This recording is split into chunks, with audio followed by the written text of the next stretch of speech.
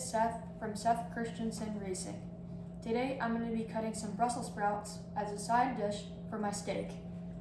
So right here we have a Brussels sprout, and how to cut it is I'm going to cut it straight down the middle, so it'll look like this, and then from about here down I'm going to cut off, so it'll look just like this, small little Brussels sprout.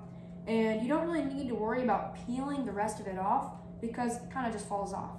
So here I'm going to demonstrate exactly how to do it. Smooth this over so you guys can see better. Now I'm going to take my Santoku knife, index finger and thumb on each side of the blade, and then rest of it by the handle so it's really sturdy. Then hold it like a claw, point down,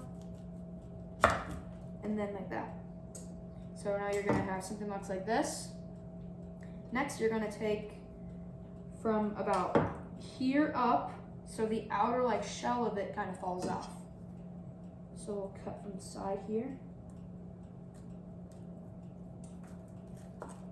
Now we cut, and it literally just falls off. And let's get this extra layer off. Put your stuff that you don't need in a separate bowl, that way so you have it all organized.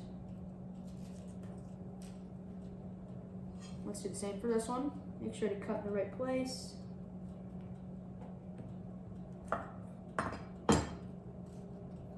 Take the extra stuff off. And that is how you cut Brussels sprouts. Thank you.